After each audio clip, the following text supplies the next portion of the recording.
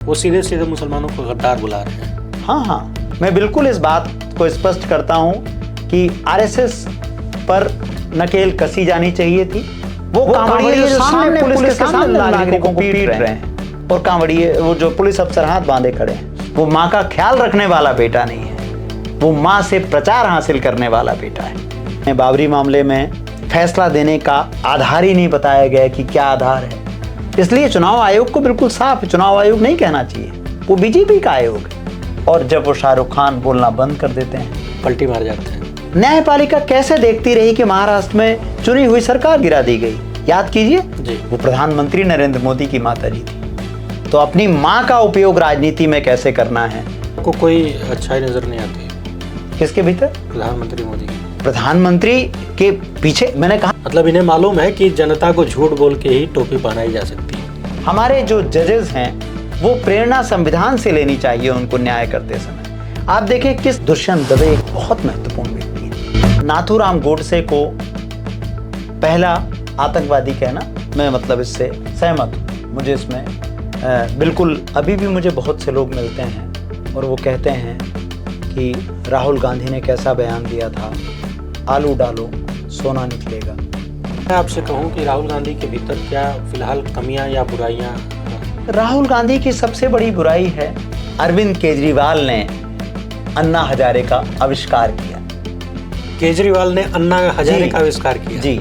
हमारी पत्रकारों की नौकरी तो मतलब कोई उसकी कोई मुकाबला ही नहीं। आप फटाफट आप कहते हैं आप कल जाए। आज के कार्यक्रम में हमारे मेहमान हैं श्री दयाशंकर मिश्र, जो लगभग 2 दशक तक भारतीय मीडिया का हिस्सा रहे हैं। देश के कई बड़े टीवी चैनलों के न्यूज रूम से लेकर प्रिंट मीडिया तक महत्वपूर्ण योगदान दिया है। एनडीटीवी, जी न्यूज, न्यूज 18 जैसे संस्थानों में वर्षों तक कार्य का अनुभव है। दैनिक भास्कर से लेकर अमर उजाला, राजस्थान पत्रिका तक आपने भारतीय पत्रकारिता को गहराई से देखा, समझा और उसका हिस्सा रहे। आपने देश के कमजोर वर्गों के लिए लगातार आवाज उठाने का काम किया है, खासकर उन समुदायों के लिए जो निरंतर हाशिए पर हैं। इन कार्यों के लिए आपको कई बार सम्मानित भी किया गया। यूनाइटेड नेशंस पॉपुलेशन फंड के लाडली मीडिया अवार्ड 2007 और 2010 में भी सम्मान प्राप्त हुआ। मगर श्री दयाशंकर मिश्र से जुड़ा हुआ सबसे बड़ा विवाद तब सामने आया जब इन्होंने एक पुस्तक लिखा और इस पुस्तक के बाजार में आने से पहले ही इन्हें नौकरी छोड़ने पर मजबूर किया गया।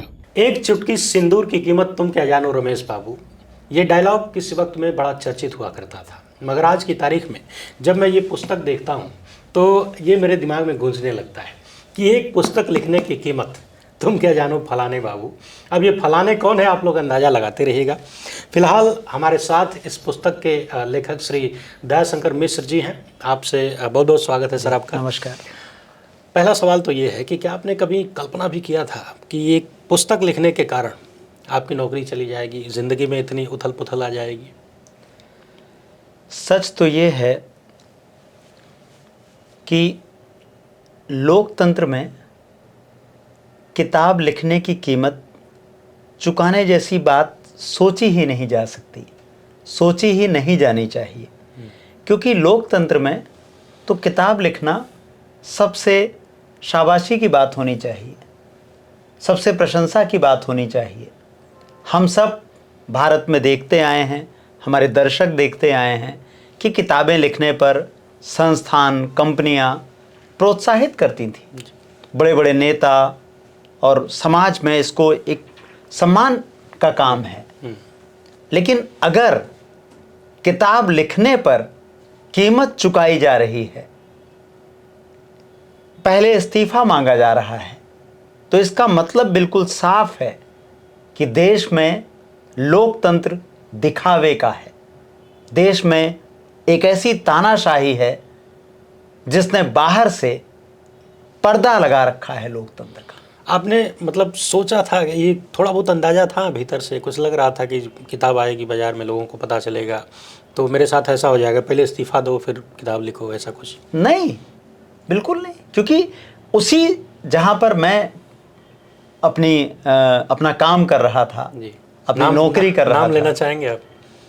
अब सब जानते हैं बड़का मैं कहाँ था, क्या था। बार उस बात को क्या कहें जी, आप पहले भी बता चुके हैं, बात कर चुके हैं। तो मुझे बार बार बात करते हुए उसमें मैं क्या याद कहूँ। दिला देता हूँ, बड़का सेठ का चैनल था। जी। तो किताब लिखने पर इस तरह का एक संकट आ जाएगा जहाँ पर कंपनी घबरा जाएगी, कंपनी के प्रबंधकों की सांसें उखड़ने लगेंगी, उनको डर लगने लगेगा। ऐसा लोकतंत्र में नहीं हो सकता। इसलिए मुझे भी क्यों लगा होगा, मुझे लगा कि मेरा काम है लिखना, क्योंकि जहाँ पर मैंने ये किताब लिखी तो वहाँ पर तो प्रधानमंत्री नरेंद्र मोदी पर कई किताबें लिखी जा चुकी थी, डॉक्यूमेंट्री बन रही है। अभी आपने देखा होगा 75 वर्ष पूरे होने पर उसी कंपनी ने एक डॉक्यूमेंट्री बनाई है, एक किताब लिखी है, कॉफ़ी टेबल बुक आई है। पहले डॉक्यूमेंट्री आई थी। 75 साल पूरा होने पर मैंने भी एक नया नाम शुरू किया है, 75G। जी, 75G। तो जब ये किताब सामने लाने की बात आई तो मुझे बिल्कुल इस बात का अंदाज़ा नहीं था कि इसमें कोई बात आएगी कि इसकी कोई कीमत चुकानी होगी या मुझसे कहा जाएगा पहले इस्तीफ़ा फिर किताब। अच्छा, इस किताब को जैसे आपने क्या लगता है, ये जो नाम आपने रख दिया, जो तस्वीर लगा दी, जी, इस कारण से हुआ या भीतर जो कंटेंट है उसकी वजह से? क्योंकि दोनों में बड़ा अंतर है। जी। तो दरअसल मुझे, जैसा कि मैंने पहले कहा कि ये किताब राहुल गांधी की राजनीति को पाठकों के सामने रखती है, नागरिकों के सामने रखती है, और ऐसा करते हुए ये किताब प्रधानमंत्री नरेंद्र मोदी की राजनीति को एक तरह से उस पर से आवरण हटा देती है। तो ये किताब एक साथ दो काम कर रही है। एक तो राहुल गांधी की राजनीति को सामने ला रही है बिना किसी टिप्पणी के, तथ्यात्मक रूप से, और नरेंद्र मोदी 2014 के बाद से 2023 तक कैसे एक एक करके संवैधानिक संस्थाओं को तार तार कर रहे हैं, कैसे नोटबंदी, कैसे कोरोना का संकट, कैसे मणिपुर का संकट, कैसे वो तमाम सवाल जो चुनौती थे उनके सामने जिसमें वो विफल हो गए, कैसे गोदी मीडिया के साथ उसे अपनी सफलता में बदल देते हैं। किताब उनको एक तरह से एक्सपोज करती है। लेकिन मुझे इसमें जो सबसे खास बात लगती है वो 2014 की पहले वाली है। जी, मैं जब वो पढ़ता हूँ तो वो मुझे मतलब ऐसा लगता है कि कोई एक ऐसी फिल्म चल रही है जिसकी कल्पना भी आम आदमी नहीं कर सकता। तो वो जो 14 की पहले वाली कहानी है वो ज़्यादा महत्वपूर्ण है मेरे हिसाब से। मगर आपसे मेरा सवाल ये है कि आप नरेंद्र मोदी के नाम पर भी लिख सकते थे, कुछ सवालिया निशान भी कर सकते थे, राहुल गांधी का नाम क्यों रखा आपने? राहुल, बहुत अच्छा सवाल है आपका। इस किताब के कवर पेज पर राहुल गांधी इसलिए हैं क्योंकि राहुल गांधी एक ऐसे वक्त में लोकतंत्र का हाथ पकड़कर उसे अंधेरे से निकालने का काम कर रहे हैं जब चारों तरफ से अंधेरा फेंका जा रहा है, जब लोकतंत्र पर एक घनघोर संकट है। उसमें लोकतंत्र का अगर कोई सारथी इस वक्त है तो वो राहुल गांधी हैं। इसलिए इस किताब के कवर पेज पर राहुल गांधी हैं।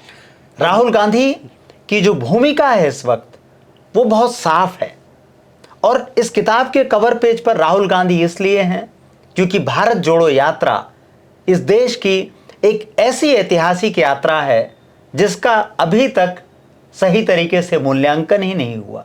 अच्छा, एक चीज़ मैं आपको याद दिला दूं, पता नहीं आपको याद है कि नहीं, आपने उस वक्त कहा था, लगभग 1.5-2 साल पहले हम लोग ऑनलाइन जुड़े थे एक कार्यक्रम में, बातचीत हुई थी, मैंने आपसे पूछा था यही सवाल उस वक्त भी, लेकिन मैं उस वक्त आपके इस जवाब से संतुष्ट नहीं था।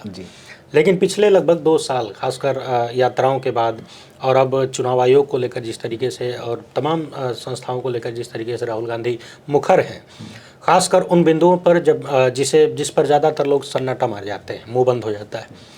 अब मैं आपके इस जवाब से थोड़ा सा संतुष्ट हूँ कि शायद जो मैं बाद में समझ पाया आप पहले ही समझ गए थे। तो सबसे पहले आपसे यही सवाल करना है कि इतना बड़ा देश, प्रधानमंत्री अमेरिका में जाकर कहते हैं कि 140 करोड़ की आबादी है, लोकतंत्र हमारे खून में बहता है, हम लोकतंत्र को जीते हैं, खाते पीते पता नहीं क्या क्या करते हैं। आपने कहा कि 2011-12 में बहुत बड़ी साजिश हुई, अन्ना आंदोलन, ये सारी चीज़ें साजिश का हिस्सा थे। तो इतना बड़ा देश, करोड़ों की आबादी, 150 करोड़ की आबादी, कोई समझ नहीं पाया। बहुत अच्छा सवाल है आपका। इस किताब का जो पहला खंड है जी उसका नाम दिल्ली है। और आप देखें 2011 से जी भ्रष्टाचार मिटाने के नाम पर एक मंच खड़ा होता है, और उस मंच को खड़ा करने वाले लोग कौन हैं, पर्दे के पीछे कौन हैं, ये दिल्ली चैप्टर में आप पढ़ते हैं कि उसमें अजीत डोभाल हैं। उसमें इंडिया अगेंस्ट करप्शन की जो पूरी की पूरी कहानी है वो उस किताब में है। और आप कह रहे हैं कि 140 करोड़ का देश है और उसको पहचान नहीं पाए। अम्बुज जी, जनता कैसे पहचानेगी जब उस वक्त 3 सबसे बड़े लोग, जिनको मैं कहता हूं कि इस देश की राजनीति को बहुत अच्छे से समझने वाले, सबसे मैं कहूं प्रबुद्ध जो दिमाग थे, वो इसके झांसे में आ गए। कौन लोग थे वो? मैं वो 3 लोगों की बात करता हूं। पहले हैं वो योगेंद्र यादव, जिन्होंने इस किताब में, उनका इंटरव्यू है और उन्होंने माफ़ी मांगी। योगेंद्र यादव ने कहा है ऑन रिकॉर्ड, इस किताब में है। योगेंद्र यादव ने माफी मांगी कि वो उस आंदोलन का हिस्सा थे। हाँ, नहीं, माफ़ी नहीं, उन्होंने कहा मैं शर्मिंदा हूँ, मैं आम आदमी पार्टी का फाउंडर, संस्थापक सदस्य होने पर शर्मिंदा हूँ।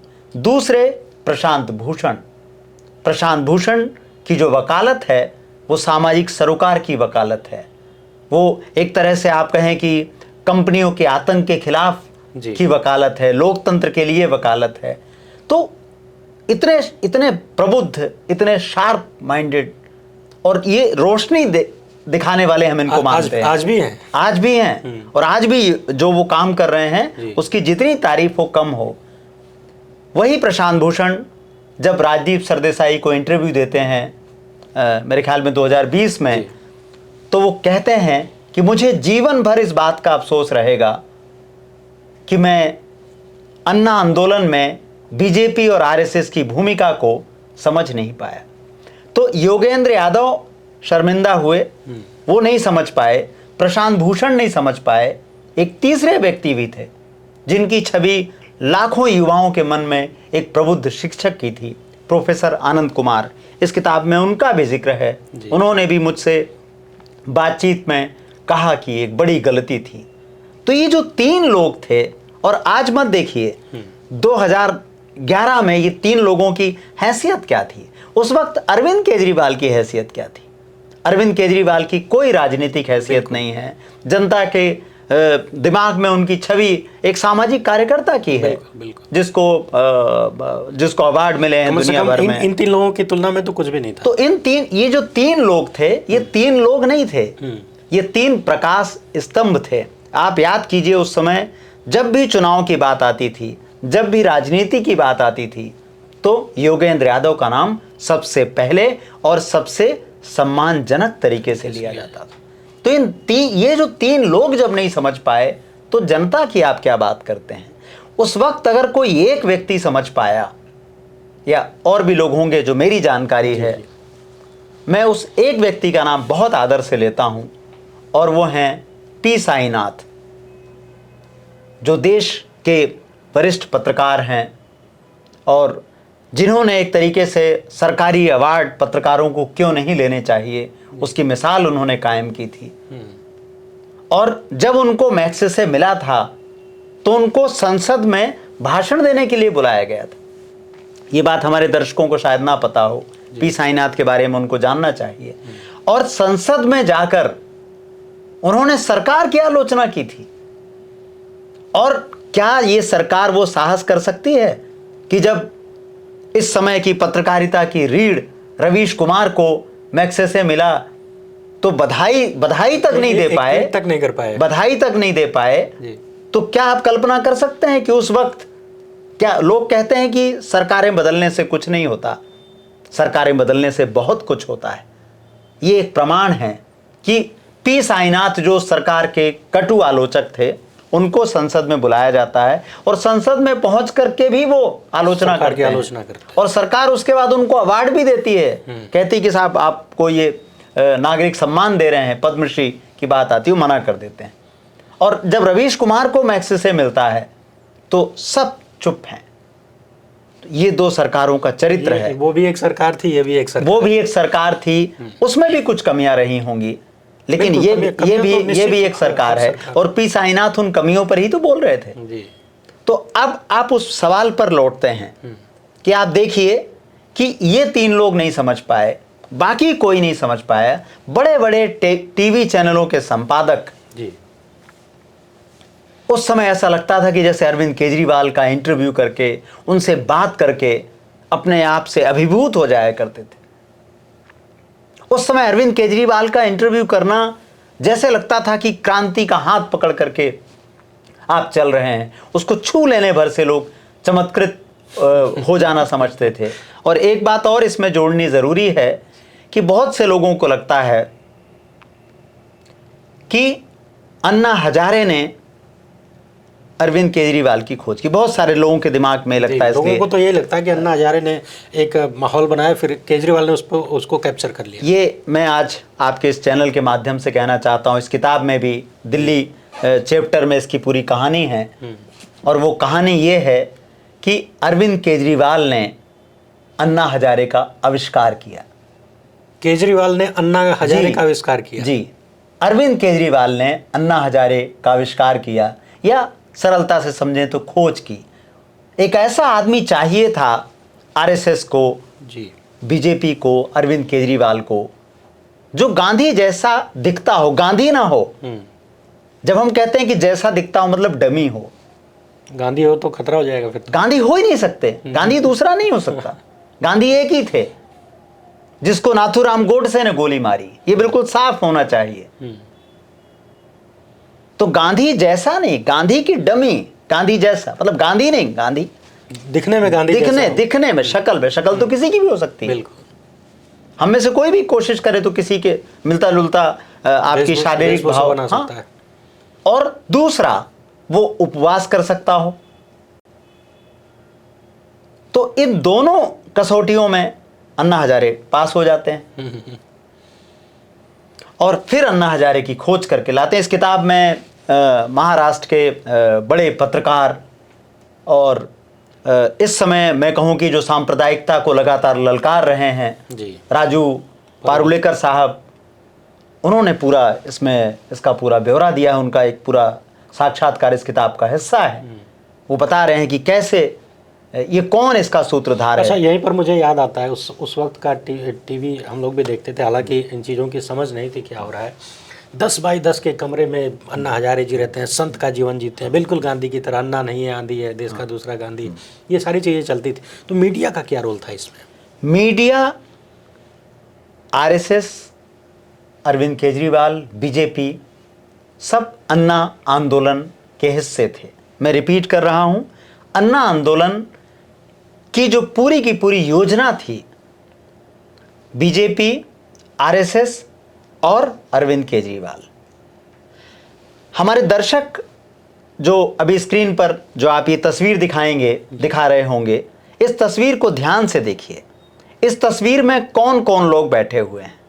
इस तस्वीर में अरविंद केजरीवाल हैं, इस तस्वीर में सुषमा स्वराज हैं, इस तस्वीर में लाल कृष्ण आडवाणी हैं, इस तस्वीर में किरण बेदी हैं, इस तस्वीर में अन्ना आंदोलन के सभी लाभार्थी हैं। तो ये तस्वीर एक महत्वपूर्ण तस्वीर है। ये तस्वीर गवाह है, मीटिंग हो रही है, बीजेपी के सारे नेता हैं। तो लोग गलत कहते हैं, जो लोगों के दिमाग में गलत भरा गया कि अन्ना आए फिर केजरीवाल आए। नहीं, केजरीवाल को लाने वाले कौन थे? केजरीवाल को लाने वाले कौन थे वो इस तस्वीर में आप देखिए।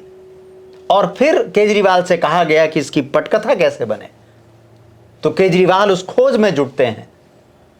और केजरीवाल अन्ना हजारे को जाके जब देखते हैं तो उनकी खोज पूरी होती है। और केवल मेरी किताब में इसका ब्यौरे पर मत जाइए, कारवां मैगजीन ने इस पर बड़ी रिपोर्ट की है। सुपरिचित पत्रकार भाषा सिंह की किताब है शाहीन बाग। शाहीन बाग में इस बात का जिक्र है कि कैसे कॉरपोरेट पूंजी जुटाई गई, कैसे कर्मचारियों को आधे आधे दिन की छुट्टी दी जा रही है। आप कल्पना कर सकते हैं आंदोलन में हिस्सा हाँ, कि निजी कंपनियां आधे अपनी बसें दे रही हैं, अपने संसाधन दे रही हैं। कंपनियों का क्या फायदा? कंपनियों को किसने आदेश दिया? कंपनियां किसकी थी? पूंजी किसकी है? उनको बीजेपी का सीधा सीधा इशारा है। ये वो तमाम लोग हैं जो पर्दे के पीछे से कि दूसरे इशारे पर काम कर रहे हैं। आपकी बातों को सुनकर और इस पुस्तक को पढ़ने के और विस्तार से इस पर जब किताब पर आप पढ़ेंगे। जब मैंने इसको पढ़ा और जब आपने पहली बार जब इसकी लॉन्चिंग हुई थी तभी मैंने मंगवा लिया था, तो मैंने इसको पढ़ा। उसको पढ़ने के बाद एक तस्वीर ये साफ होती है कि एक मतलब एक प्लान, जैसे बिजनेस प्लान किया जाता है, उस तरह से प्लानिंग हुई थी कि मीडिया को वर्तमान सत्ता को बदनाम करने में लगाया जाए। इसके बाद कुछ चेहरे ढूंढ के लाएं जिनको हम ईमानदार दिखा सकें, और ये दिखाया जाए कि देखिए बहुत ईमानदार आदमी है, ये किसी पर आरोप लगाएंगे तो वो आरोप सिद्ध हो, मतलब एक विश्वास बनेगा। दूसरा जो विपक्ष है, विपक्ष अगर आरोप लगाएगा तो लोग कहेंगे इनका तो काम ही है वही करना। तो कुछ चेहरे ऐसे ढूंढ के लाए गए, उन चेहरों को दिखाने के लिए मीडिया था, और जो विपक्ष था उस समय का, जैसे आपने बीजेपी आरएसएस का नाम लिया, और जो सेठ हैं, इनकी आपसी समझ ये थी कि आप अभी इन्वेस्ट करिए, सत्ता आने के बाद आपको। ये बिजनेस प्लान था।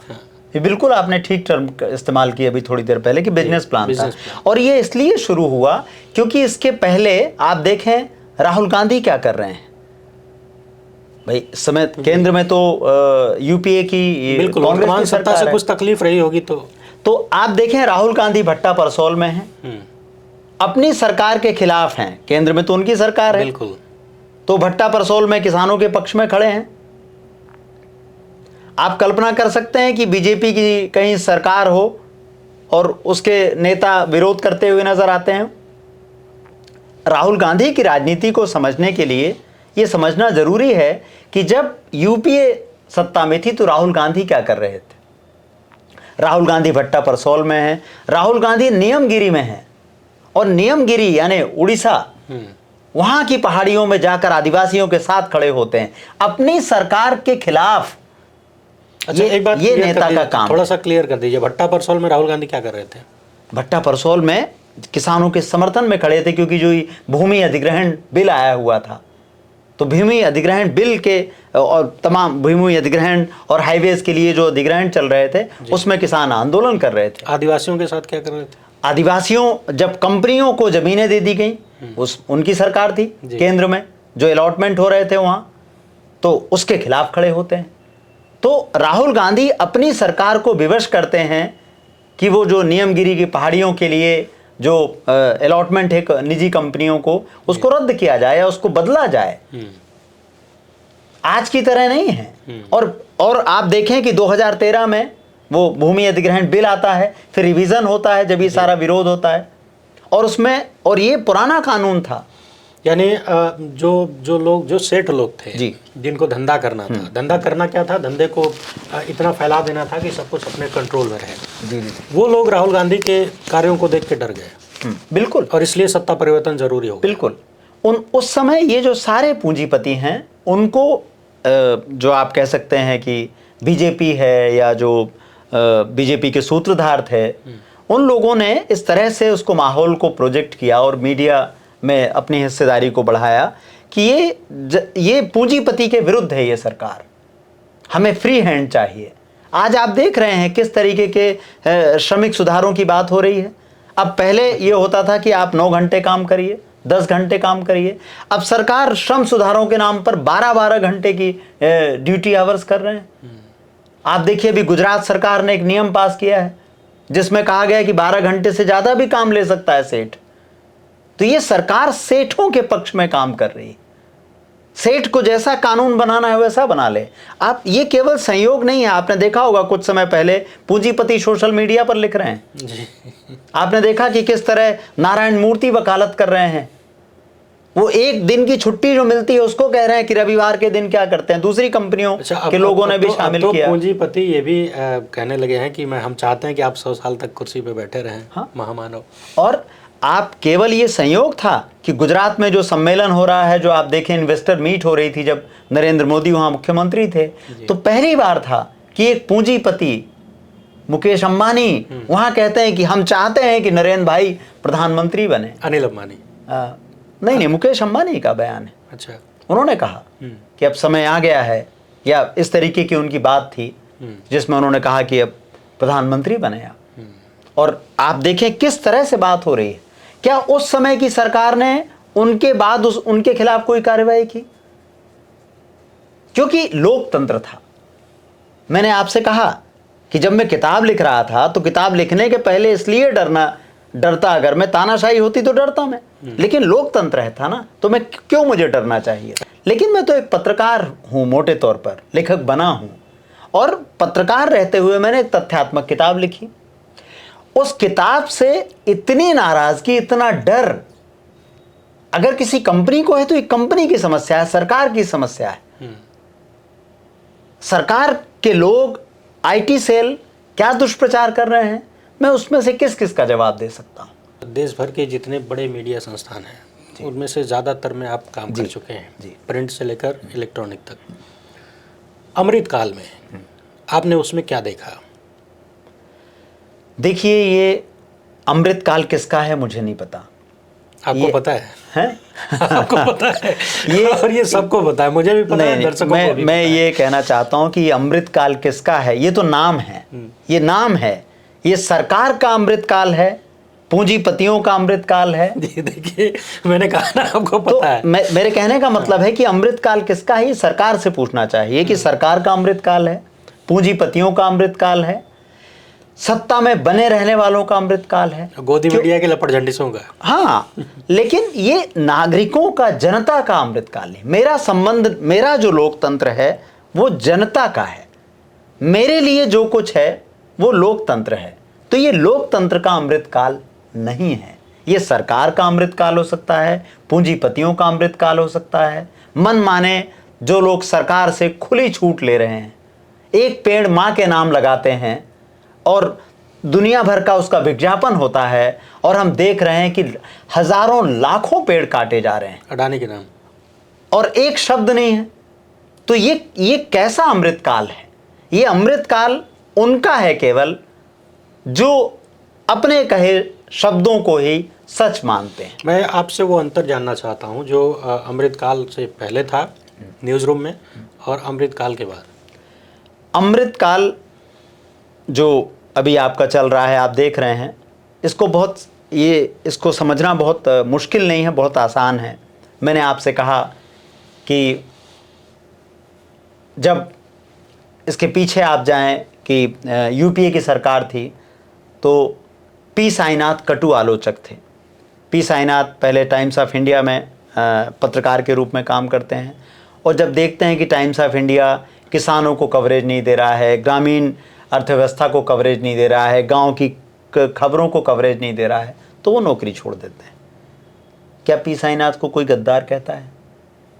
विरोध करते हैं सरकार का, तो क्या पी साईनाथ को कोई राष्ट्रद्रोही कहता है? नहीं।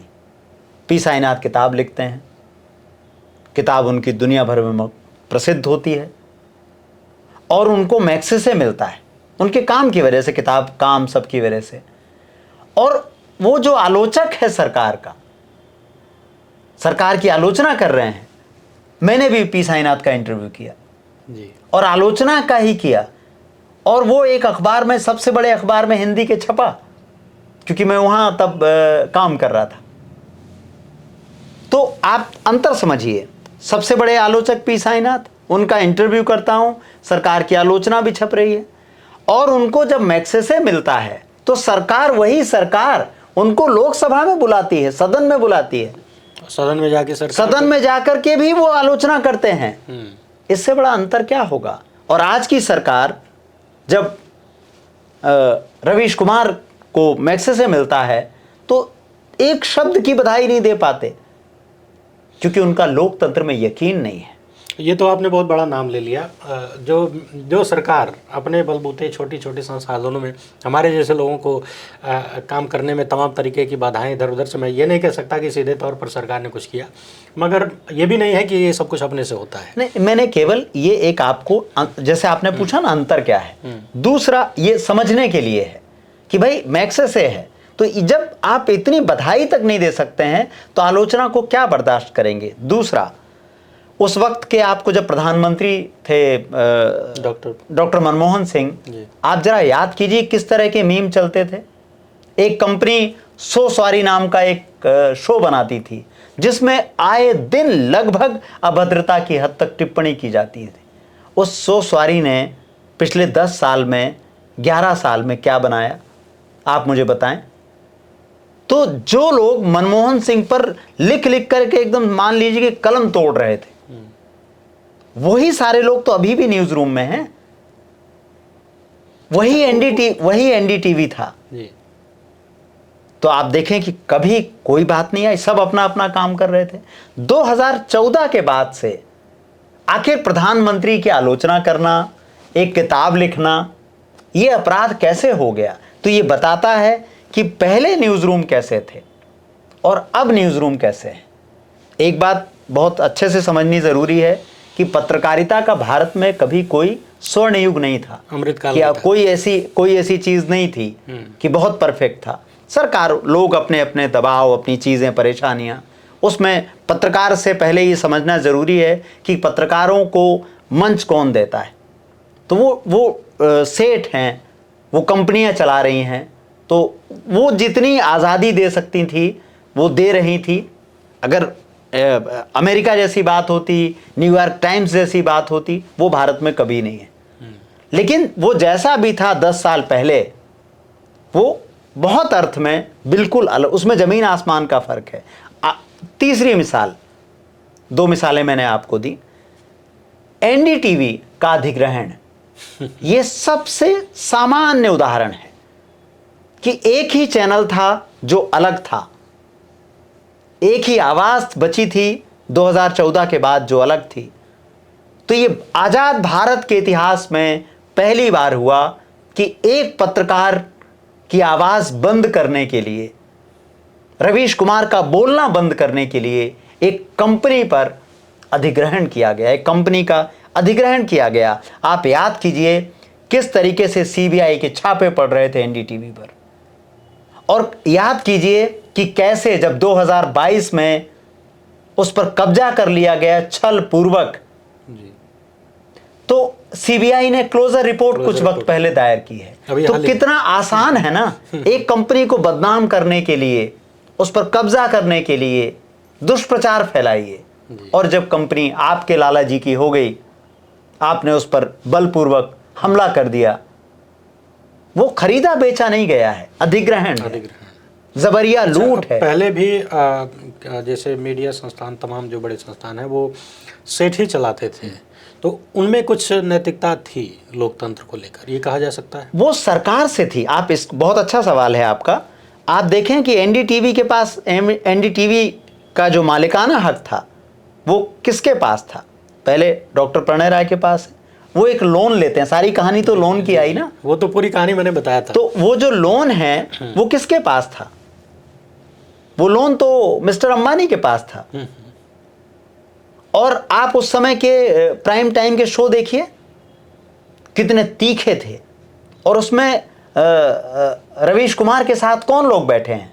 बीजेपी के प्रवक्ता सरकार की आलोचना कर रहे हैं, संबित पात्रा। बाद में उसी बीजेपी ने मना कर दिया अपने प्रवक्ताओं को। यही अंतर जो आपने पूछा, तो तब भी ये पूंजीपति थे, लेकिन ये सब कुछ सरकार का चरित्र है कि जो यूपीए की सरकार थी और वो जो लोन था वो मिस्टर अंबानी के पास था, लेकिन कहाँ कोई बंदिश नहीं आई।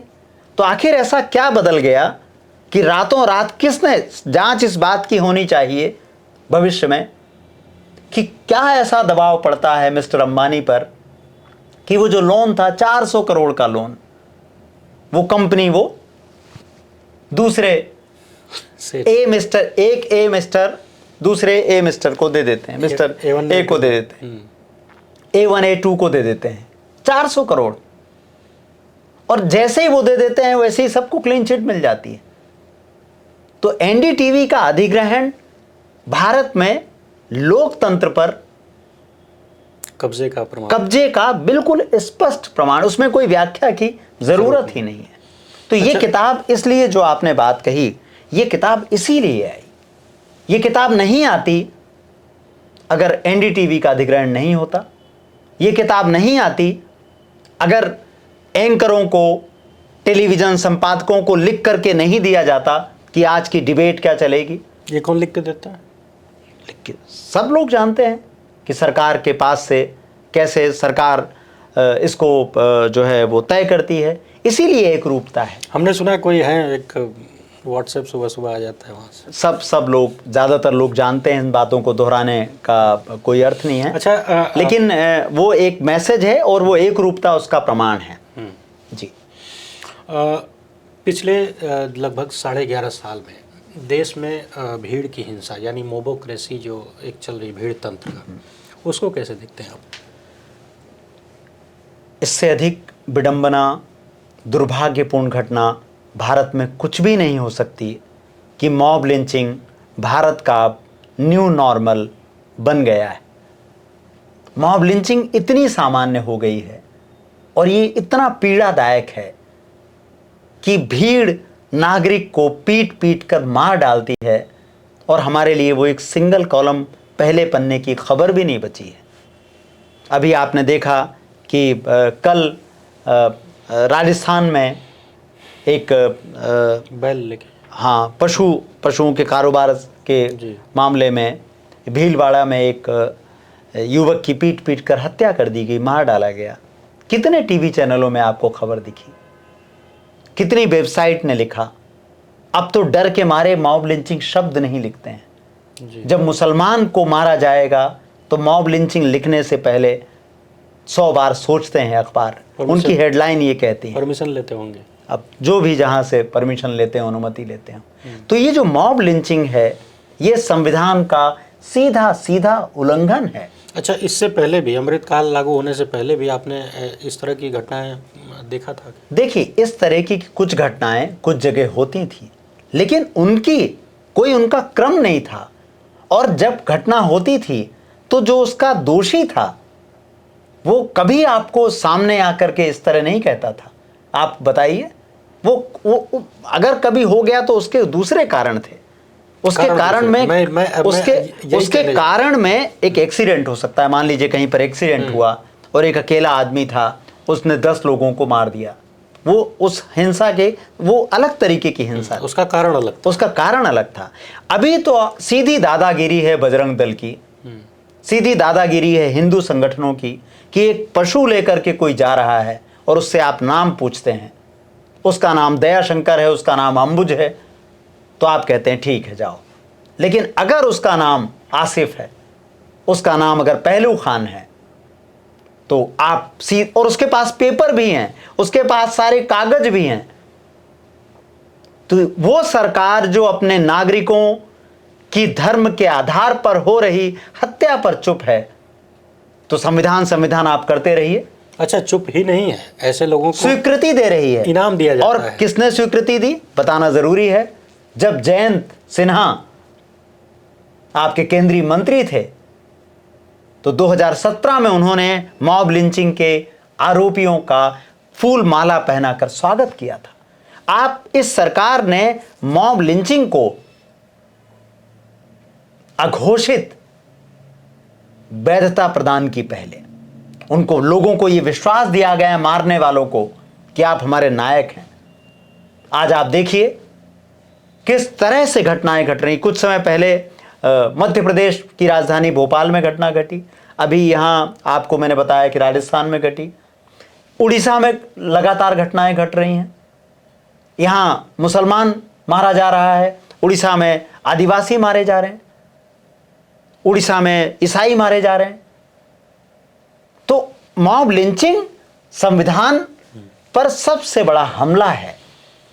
सरकार कैसे चुप रह सकती है? आप देखिए, डीएम कलेक्टर के बयान देखिए जहां मॉब लिंचिंग होती है, उनके बयान एक शब्द कुछ है ही नहीं उसमें। वो कहते हैं जांच चल रही है। पशु, सबकी हेडलाइन अगर पढ़िए, मैंने करीब 100, 150, 200 हेडलाइन पढ़ के ये बात कह रहा हूं, सब में एक ही आता है, पशु तस्करी के आरोप में। वो आरोप कभी साबित नहीं होता है क्योंकि सारे पेपर हैं उसके पास। जो भोपाल में जुनैद नाम का एक व्यक्ति मारा गया, नासिर जुनैद, उसके पास सारे के सारे कागज थे, सब कुछ था, मतलब लगभग 100% मामले में कागज हैं, क्योंकि ये काम है डेयरी के कारोबार से कागज नहीं भी है, तो जुटे। ये अधिकार किसी को कैसे कि किसी की हत्या नहीं, मैं तो कह रहा हूं कि पहले नंबर 1 पर सब कुछ है, नंबर 1 पर सब सारे कागज सब कुछ है, और नंबर 2 पर अगर मेरे पास कागज नहीं भी है तो आप कैसे मार सकते हैं? मारने का तो किसी का काम ही नहीं है। क्या पुलिस मार सकती है? नहीं। हिंसा कहां से आई? लेकिन ये सारे लोग बजरंग दल के हैं, हिंदू संगठनों के हैं। आपको पता है हरियाणा में बकायदा बजट में इनको पैसा दिया गया है। हरियाणा सरकार ने बजट पास किया था, उसमें फंड दिया गया है गौरक्षा के नाम पर, और गौरक्षा के नाम पर ये फंड लेकर कौन लोग चल रहे हैं? ये सारे के सारे वो संगठन हैं जो हिंदुओं के रक्षा के लिए बनाए गए हैं। और कुछ समय पहले आपने देखा होगा हरियाणा में आर्यन खान माफ कीजिएगा, हरियाणा में आर्यन मिश्रा नाम के एक लड़के की हत्या कर दी थी ऐसे ही संगठनों ने, और उसके जो हत्या का आरोपी है उसने बयान दिया था कि मैंने मुसलमान समझकर मारा। ये सरकार की नफरत के एजेंडे की सबसे बड़ी गवाही है। ये नरेंद्र मोदी के 11.5 साल का हासिल है कि एक व्यक्ति जो जेल में है, जो आरोपी है, कह रहा है मुझे माफ कर देना, ब्राह्मण समझ के मारा। आज तक कभी किसी ने माफी नहीं मांगी। मुसलमान समझ के मारा। हाँ, माफ कीजिए, मुसलमान समझ कर मारा। और मुझे बड़ा दुख हुआ कि आप ब्राह्मण हैं, तो मुसलमानों को मारने का लाइसेंस है। और आप देखें सब तरफ चुप्पी है। मॉब लिंचिंग की घटना हरियाणा में घट रही है, दूसरी जगह घट रही, कहीं भी घट रही है, उस पर कोई नहीं बोल रहा है। इसी तरह के सवाल जब प्रधानमंत्री से अमेरिका में गलती से मुझे लगता है कि फंस गए थे, हालांकि वो बड़े सावधान रहते हैं इन चीज़ों को लेकर, कहीं कोई सवाल ना आ जाए, जवाब ना देना पड़ जाए, तो उन्होंने कहा कि लोकतंत्र को हम जीते हैं, खाते पीते हैं, इस तरह की बातें, यानी टालने वाली। ये आरएसएस की दीक्षा है।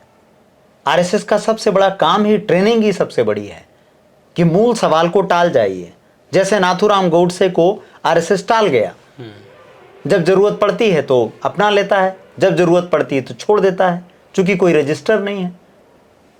तो मैं अब आगे इसी पर आने वाला था। महात्मा गांधी को लेकर पिछले 1.5 दशक में लगभग बहुत सारी चीज़ें फैलाई गई, पंडित नेहरू को लेकर भी।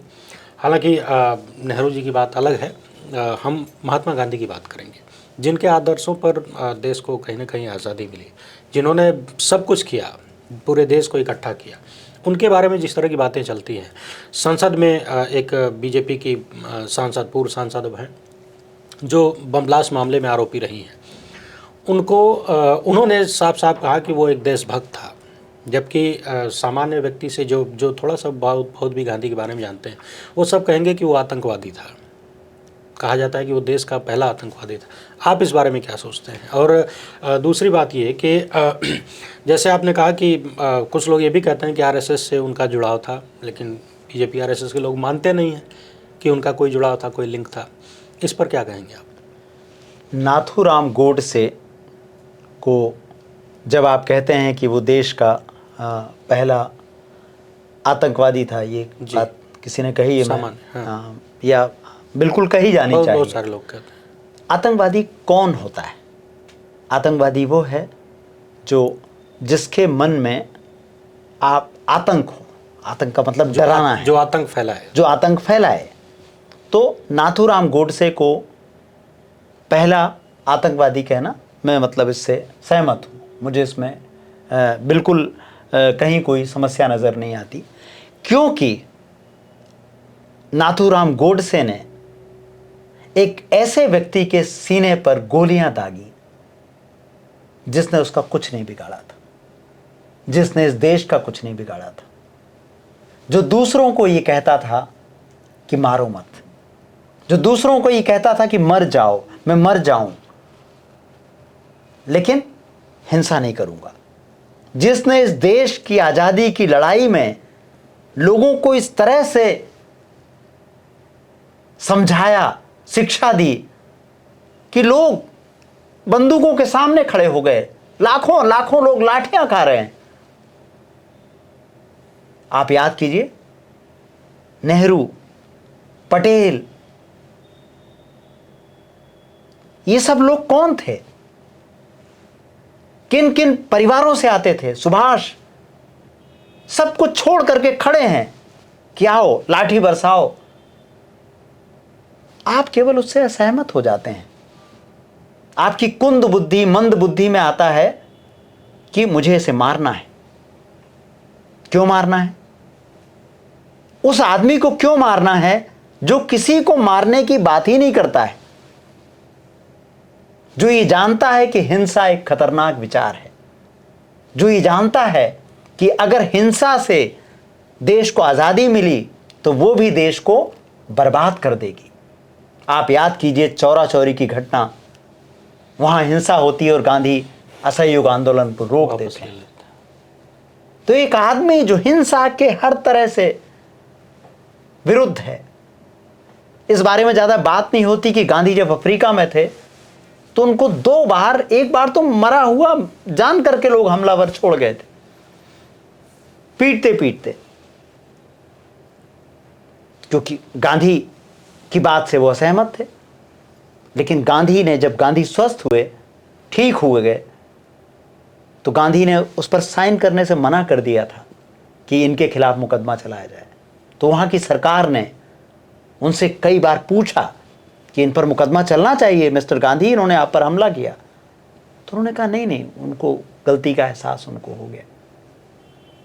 उनको गलती का एहसास हुआ नहीं हुआ, लेकिन मैंने उनको माफ कर दिया, क्योंकि अगर मैं उनके खिलाफ कोई कार्यवाही करूंगा तो उनको सुधरने का मौका कहां से मिलेगा। गांधी वो व्यक्ति हैं जिन्होंने गौतम बुद्ध की जो अहिंसा परमो धर्मा था, उसका एक व्यवहारिक प्रयोग पूरी दुनिया को सिखाया। उसकी जड़ें कहां कहां तक गई।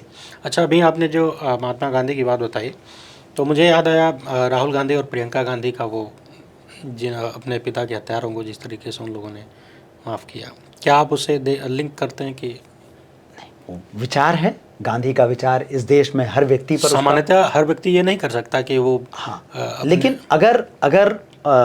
अगर वो गांधी, चूंकि गांधी परिवार है, गांधी फैमिली है, और गांधी से केवल प्रियंका गांधी, राहुल गांधी प्रभावित नहीं है, आप पूरे देश में गांधी का प्रभाव देखते हैं, तो निश्चित रूप से ये एक अनुकरणीय पहल इसलिए है, गांधी का असर इसलिए है क्योंकि माफ़ करना ये गांधी ही सिखाते हैं, गांधी बदला नहीं सिखाते हैं। इसके पहले कि मैं एक घटना बताऊं कि एक बार नेहरू ब्रिटेन के कुछ नेताओं से बातचीत कर रहे हैं, और कुछ नेता ऐसे हैं जो लगातार नेहरू के बारे में या भारत के बारे में तरह तरह की टिप्पणियां कर रहे हैं, तो नेहरू उसको नज़रअंदाज करते हैं। जो उस वक्त ब्रिटेन के प्रधानमंत्री थे, मैं उनका नाम भूल रहा हूँ, तो वो कहते हैं कि मिस्टर नेहरू, हम आपको पसंद नहीं करते, आप ये नहीं चला पाएंगे देश को। और वो कहते हैं कि क्या आप भी हमसे नफरत करते हैं? हम तो नफरत करते हैं आपसे। इस तरीके की बात है, मतलब नाराजगी नफरत में बदल रही है जी। और नेहरू क्या कहते हैं? नेहरू कहते हैं कि मैं आपसे नफरत नहीं करता, क्योंकि मेरे नेता ने नफरत करना नहीं सिखाया। ये नेहरू कह रहे हैं। नेहरू से जो उनके सामने व्यक्ति कह रहा है, वो कह रहा है कि हम आपसे नफरत करते हैं, क्या आप भी हमसे नफरत करते हैं? तो नेहरू कह रहे हैं कि मेरे नेता ने मुझे नफरत करना नहीं सिखाया। हमने आपसे लड़ाई लड़ी, हमने अपनी आज़ादी हासिल की, अब हम अपना ध्यान देश को बनाने पर लगा रहे हैं। पंडित जी का वो नेता कौन? गांधी। गांधी सारे देश के नेता हैं। तो गांधी, मेरा सवाल, मूल सवाल ये था, गांधी के हत्यारे का संबंध आरएसएस से। अब ये जो तस्वीर आपकी स्क्रीन पर दूसरी आ रही है, इस तस्वीर को ध्यान से देखने की जरूरत है। इस तस्वीर में देखिए जरा कौन कौन है, और ये तस्वीर कब की है? ये तस्वीर है गांधी की हत्या के बाद लाल किले में मुकदमा चलाया जा रहा है। 1948 दिल्ली का लाल किला, और जज साहब आ गए हैं। ये जो सब लोग आपकी तस्वीर में दिख रहे हैं, ये सब अभियुक्त हैं। आगे चलकर नाथूराम गोडसे और 2 लोगों को फांसी होती है, बाकी लोगों को आजीवन कारावास होता है। इसमें नाथूराम गोडसे भी हैं, इसमें आप देखें कि सावरकर भी हैं। सावरकर सबूतों के अभाव में छूट गए थे। सावरकर ये जो पीछे दिख रहे हैं, जी, ये वही सावरकर हैं जिनको लगातार नरेंद्र मोदी गांधी की जगह देने पर आमादा है। तो ये जो नाथूराम गोडसे ने गोलियां बरसाई, ये केवल नाथूराम गोडसे का गुस्सा नहीं है, उसकी हिंसा नहीं है। ये वो संगठन है जो 1925 से लगातार विभाजन पैदा कर रहा है, जो आज़ादी की लड़ाई में कहीं नहीं है, जिसका आज़ादी की लड़ाई से कोई रिश्ता ही नहीं है, बल्कि उल्टा है, जिसका उद्देश्य ही केवल है कि हिंदू मुसलमान की राजनीति, विभाजन। डॉक्टर अम्बेडकर का ऐसा कोई वक्तव्य था कि मैं हैरान हूँ ये जान के कि संघ के लोग वही सोच रहे हैं जो जिन्ना सोच रहे हैं। बिल्कुल बिल्कुल उनका वक्तव्य है। और वो इस बात की डॉक्टर अम्बेडकर, नेहरू, गांधी सब बिल्कुल इस बात के खिलाफ थे कि जो है 2 देश बने, देश का विभाजन हो। जितने जिम्मेदार जिन्ना हैं विभाजन के लिए, उतने ही सावरकर हैं। उनकी गतिविधियां हैं, हिंदू महासभा है, आरएसएस है। अच्छा, एक बात बताइए, जैसे आपने कहा कि आपने तस्वीर दिखाई कि इस तस्वीर में ये लोग फला फला लोग हैं, तो ये संबंध, लेकिन कुछ ऐसा डॉक्यूमेंटेड भी तो होना चाहिए बताने के लिए कि गोडसे का कोई संबंध आरएसएस से था। जिस संगठन का कोई रजिस्टर ही ना बनाए, कोई संगठन 1925 में भी उसका कोई रजिस्टर नहीं था, और आज 2025 है। अभी दिल्ली में आप देखें, ये तस्वीर भी आप दिखा सकते हैं अपने दर्शकों को, भव्य इमारत बनी है, 150 करोड़ रुपए उसकी लागत बताई गई।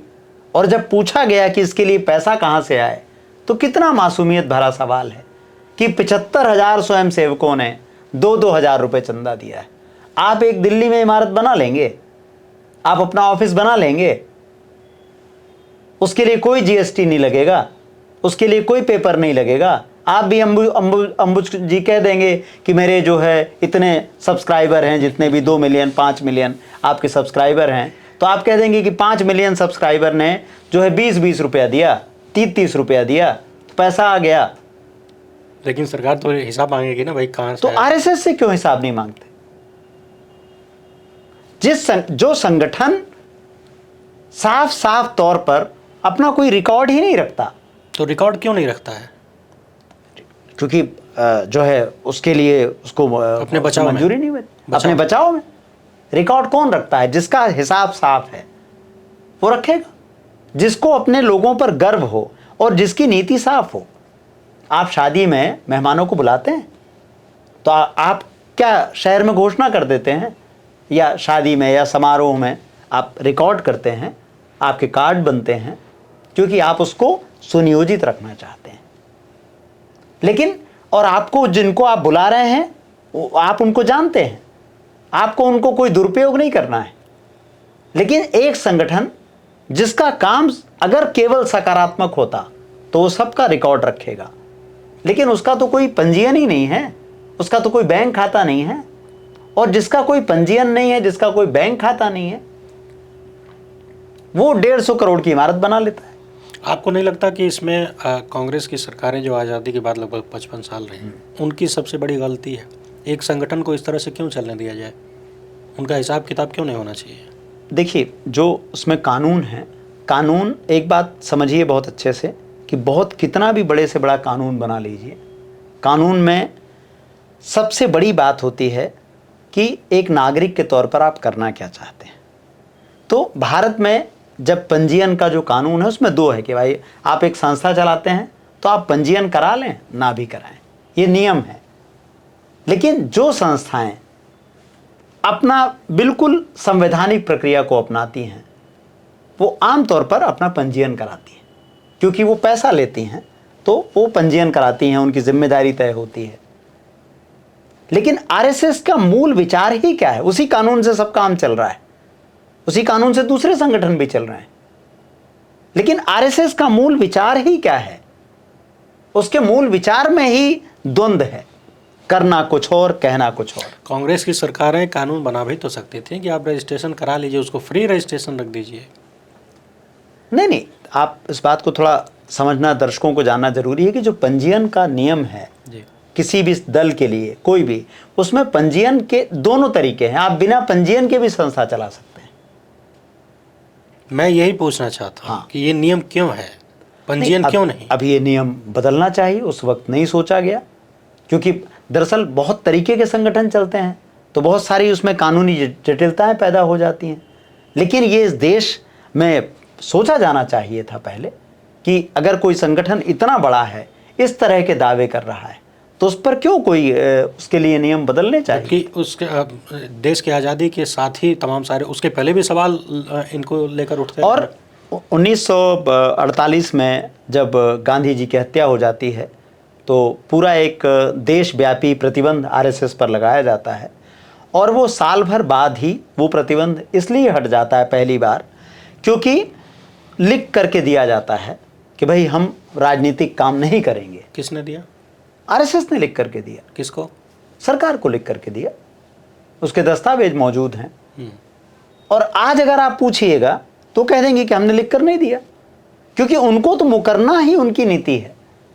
और उसके बावजूद आप देखें 1966 में जब यह महसूस किया गया कि इसमें कर्मचारियों को बड़े पैमाने पर गतिविधियों में शामिल हो रहे हैं, तो 1966 में पहली बार ये नियम बना केंद्र सरकार में कि सरकारी कर्मचारी इसमें हिस्सा नहीं लेंगे।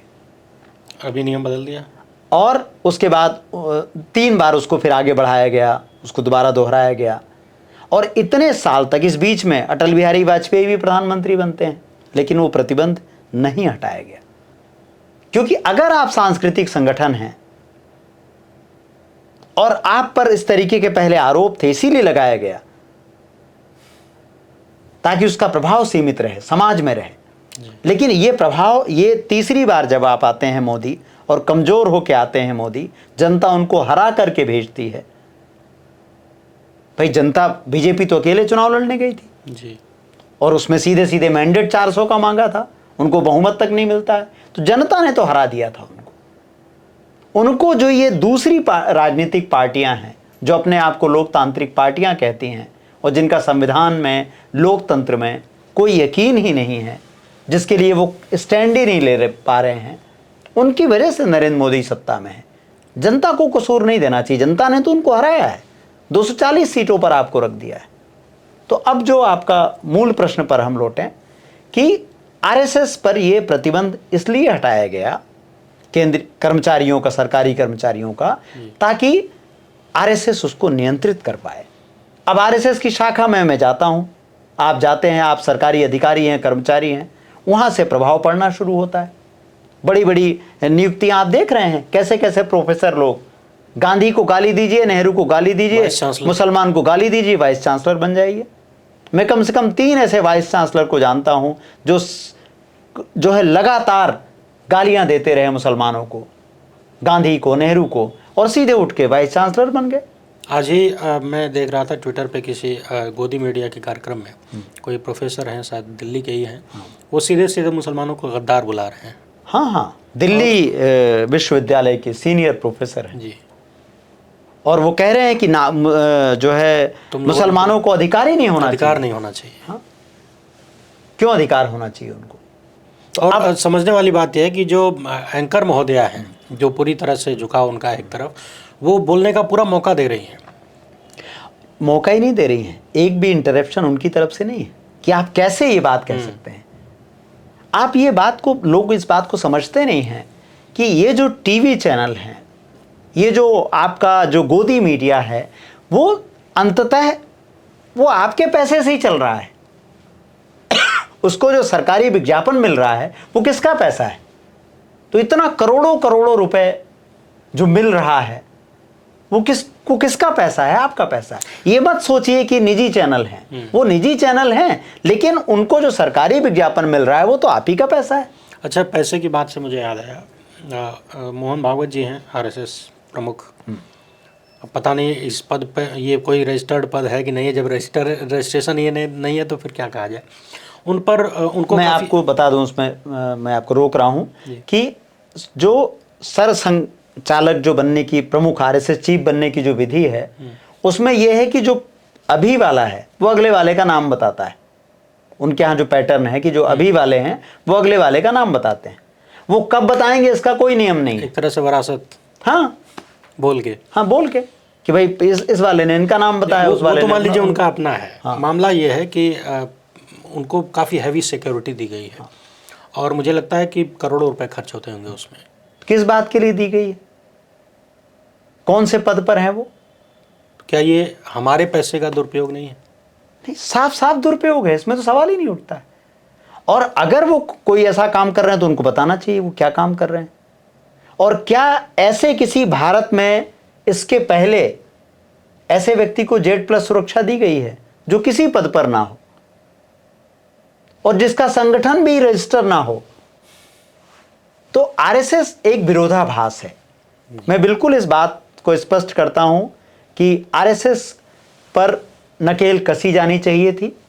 पहले की सरकारों ने उसको एक छूट दी या उस खतरे को ठीक से नहीं समझा। यहां राहुल गांधी की भूमिका इसलिए भी महत्वपूर्ण है क्योंकि राहुल गांधी केवल समकालीन राजनीति में नहीं बल्कि उसके पहले भी देखें पीछे के कुछ दशकों में तो पहली बार विपक्ष के एक ऐसे नेता हैं जो आरएसएस को सीधे परिभाषित करते हैं, जो ये कहते हैं कि मैं आरएसएस के दफ्तर नहीं जाऊंगा, जो ये कहते हैं कि आरएसएस से मेरा कोई समझौता नहीं हो सकता है। आप इस समय की राजनीति में जरा मुझे बताइए कि कोई दूसरा नेता है? तो इसलिए जब मैं कहता हूं कि राहुल गांधी लोकतंत्र को गहरे अंधकार से निकालने या ले जाने के सारथी हैं उजाले की ओर, तो वो इसलिए हैं क्योंकि वो उस मुद्दे पर बात कर रहे हैं जो अंधेरा फेंकता है। अच्छा, जब देश में इतनी सारी चीज़ें हो रही हैं तो उसमें आप तमाम संवैधानिक संस्थाओं चाहे चुनाव आयोग हो, खासकर चुनाव आयोग को चुनाव आयोग नहीं कहना चाहिए, वो बीजेपी आयोग है। वो चुनाव आयोग नहीं है, वो बीजेपी आयोग है। अगर वो सबका आयोग होता तो सबकी बात सुनता। अगर मैं एक पार्टी हूं और मैं चुनाव आयोग पर आरोप लगाता तो चुनाव आयोग मुझे जवाब देता। लेकिन आपको ये अजीब नहीं लगता कि चुनाव आयोग पर जब राहुल गांधी या अखिलेश यादव कोई सवाल करते हैं तो उसका जवाब बीजेपी के मुख्यमंत्री देते हैं? चुनाव आयोग उसका जवाब ही नहीं देता है। चोट लगे तुझको तो दर्द मुझे होता है। तो ये कैसा आयोग है? इसलिए चुनाव आयोग को बिल्कुल साफ चुनाव आयोग नहीं कहना चाहिए, वो बीजेपी का आयोग है। उसने विपक्ष के एक भी सब पिछले वाले जो चुनाव आयुक्त थे वो हाँ राजीव कुमार, वो एक ही काम करते थे, वो शेर व शायरी पता नहीं क्या पढ़ते थे, सड़क छाप शायरी, अब जो भी था। और ये जो नए वाले आए हैं ये क्या बोलते हैं समझ ही नहीं आता। ये धमकी दे रहे हैं, नेता प्रतिपक्ष को धमकी दे रहे हैं। ये तो पैटर्न है कि आरएसएस की जो विचार प्रक्रिया है वो इस वक्त संवैधानिक संस्थाओं की विचार प्रक्रिया है। मेरा मूल सवाल न्यायपालिका को लेकर है। चुनाव आयोग को तो सब जानते हैं और अब केंचुआ नाम बड़ा फेमस हो गया है उसके लिए कि ये केंद्रीय चुनाव आयोग केंचुआ की तरह रेंगने लगा है। तो जब इन सारी संस्थाओं को देखने का काम वो ईमानदारी से काम कर रही हैं कि नहीं, कहीं किसी के साथ भेदभाव तो नहीं है, अधिकारों का उल्लंघन तो नहीं है, हनन तो नहीं है, ये सब कुछ देखने का काम सुप्रीम कोर्ट का यानी देश की न्यायपालिका का है। उससे आप किस रूप में देखते हैं? न्यायपालिका पर यह किताब बहुत विस्तार में बात करती है। इस किताब का जो 6वां जो खंड है न्यायपालिका है और 46 से लेकर के 61 अध्याय न्यायपालिका पर हैं। बहुत साफ तौर पर हम देख सकते हैं कि भारत की न्यायपालिका वो न्यायपालिका नहीं है जिसमें 140 करोड़ नागरिकों का भरोसा बना रहे। इसके कुछ बहुत स्पष्ट उदाहरण हैं। हमने SIR के मामले में देखा, हम बड़े बड़े मुद्दों की मैं बात करूं, उमर खालिद के मामले में देखा, हमने नोटबंदी का जो फैसला आया उसमें देखा, हमने राफेल के मामले में देखा, हमने कोरोना में जिस तरह से चारों तरफ कैसी सरकार की विफलता देखी। बाबरी मामले में भी देखा। बिल्कुल ठीक कहा आपने, बाबरी मामले में फैसला देने का आधार ही नहीं बताया गया कि क्या आधार है। और हमने देखा कि किस तरह से डी.वाई. चंद्रचूड़ जब वो पद पर थे, और लोगों को शायद भारत में तो मैं आजकल कहता हूँ कि शॉर्ट टर्म मेमोरी लॉस है, लोग बहुत जल्दी भूल जाते हैं। जब वो चीफ जस्टिस ऑफ इंडिया थे तो एक बार द्वारिकाधीश गए, और वहाँ कहते हैं कि जो ये धर्म की ध्वजा जो फहरा रही है ये सभी के लिए जो प्रेरणा स्रोत है। तो मैंने उस वक्त सवाल किया था कि जब वो चर्च जाते हैं और जब वो किसी मस्जिद, मुझे निश्चित रूप से मुझे नहीं पता कि वो गए हैं या जाते हैं, तो वहाँ से उनको कितनी प्रेरणा मिलती है, क्या उन्होंने कभी कहा? और जब आप एक ऐसे पद पर हैं तो आप कैसे उस धर्म की, एक धर्म की ध्वजा से प्रेरणा लेंगे, और कैसे आप सारे प्रोटोकॉल ध्वस्त कर देते हैं और प्रधानमंत्री के स्वागत में बिछ जाते हैं, उनके साथ घंटे बजाते हैं, उनके साथ पूजा अर्चना करते हैं।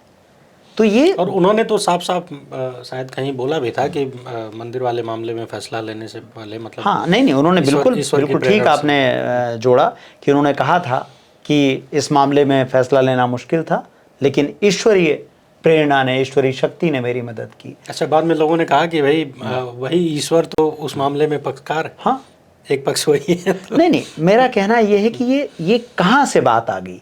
जब आप संविधान यानी न्याय, नियम, कानूनों से संबद्ध हैं तो आप उसमें धर्म को कैसे ला सकते हैं? मान लीजिए चंद्रचूड़ जो है वो हिंदू नहीं होते, चंद्रचूड़ मान लीजिए मुसलमान होते, तो वो जो फैसला देते तो क्या फैसला देते? क्या वो यही फैसला देते? ये भी तो सवाल है। में एक मुसलमान भी थे। हाँ, लेकिन क्या उन्होंने यही कहा जो चंद्रचूड़ ने कहा? अगर वो यही जवाब दे देते तो आप देखते देश में क्या होता? क्या वो ये कह सकते हैं? भाई जो भी आपने फैसला लिया तो आप कहिए ना, आप धर्म को बीच में कैसे ला सकते हैं? ये सीधे सीधे संविधान की जो शपथ लोग लेकर आते हैं वो उसका सीधा सीधा वायलेशन है। हमने देखा अच्छा, है। अगर ये वायलेशन है जी, पूर्व CGI का जाके प्रधानमंत्री को अपने घर में बुला के पूजा पाठ करना, वो एक अलग बात हो सकती थी, लेकिन उसका वीडियो सार्वजनिक करना ये कहीं ना कहीं जानबूझकर भरोसे को तोड़ने का एक कार्यक्रम कहा जा सकता है। नहीं, वो भरोसे को तोड़ने का नहीं है, वो प्रधानमंत्री की जो हिंदू हृदय सम्राट की जो छवि है उसको बढ़ाने का काम है।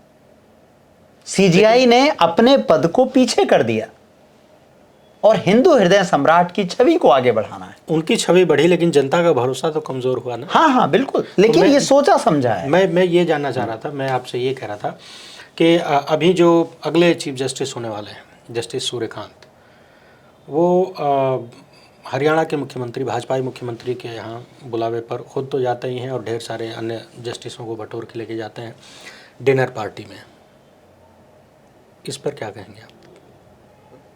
देखिए, अब तो मुझे लगता है कि बहुत वक्त नहीं बचा है। जब वो बन जाएंगे, महीना डेढ़ महीना, तो तब हम इस बारे में ज़्यादा बात करें। लेकिन अगर आप इस सरकार के पहले का थोड़ा कार्यकाल देखें, अभी आप देख रहे हैं चीफ जस्टिस ऑफ इंडिया की आए दिन तस्वीरें दिखती हैं कि कभी किसी के साथ जा रहे हैं, कभी किसी के साथ जा रहे हैं। जी। इसके पहले कि अगर आप सुप्रीम कोर्ट के जजों का व्यवहार देखेंगे, यहाँ तक कि हाई कोर्ट के जजेस का बिहेवियर देखेंगे, आचरण देखेंगे, तो वो एक बिल्कुल साफ साफ दूरी रखने का प्रावधान था कि बिल्कुल गरिमामयी दूरी है। जी। जो लोग संविधान को जानते हैं उनको पता है कि हमारे भारतीय संविधान में एक सत्ता का पृथक्करण का सिद्धांत है, सेपरेशन ऑफ पावर है। CGI से प्रधानमंत्री की मुलाकात बिल्कुल एकदम लिमिटेड है, लेकिन कैसे प्रधानमंत्री रंजन गोगोई जब CGI हैं तो कैसे अचानक से पहुंच जाते हैं आधी रात को, कैसे वो कमरा खुलवाते हैं चाय पीने के लिए, कैसे वो चाय पीने के लिए कोर्ट नंबर 1 में घुस जाते हैं, कोर्ट नंबर 1 में चले जाए, वो सब इस किताब में है। तो लोकतंत्र को चुनौती केवल इसलिए नहीं मिल रही है क्योंकि एक ऐसी सरकार है जिसने नियम कानूनों को ध्वस्त कर दिया है। इसलिए लोकतंत्र खतरे में है भारत में, क्योंकि जो न्यायपालिका है, जो मीडिया है, जो ब्यूरोक्रेसी है, उन्होंने जो संविधान की जो शपथ है उससे वो पेशा गद्दारी कर रहे हैं। हमें ये बात समझनी बहुत ज़रूरी है कि लोकतंत्र की लड़ाई केवल कोई एक पार्टी नहीं लड़ सकती है। जो ये ब्यूरोक्रेट्स हैं, कभी आपने सोचा है कि जो ये ब्यूरोक्रेट्स हैं इनको कितने पावर हैं? जो आईएएस आईपीएस हैं इनको संविधान का संरक्षण है। तो जब खेमका के 80 ट्रांसफ़र हो सकते हैं और खेमका डटे रहते हैं, खेमका तो सबका विरोध कर रहे हैं, पुरानी सरकारों का भी कर रहे हैं, लेकिन उनका अधिकतम आप क्या करेंगे? ट्रांसफ़र कर देंगे। करते रहते हैं, अपना काम करते हैं ना अशोक खेमका। लेकिन कितने खेमका हैं? कितने आईएएस अफसरों को आप देख रहे हैं कि कैसे अभ्यर्थना में बिछे हुए हैं? अब तो उनमें नैतिक साहस नहीं ऐसी नज़र आती है कि सबसे ज़्यादा नुकसान यदि किसी ने किया तो वो सरकारी कर्मचारियों ने किया।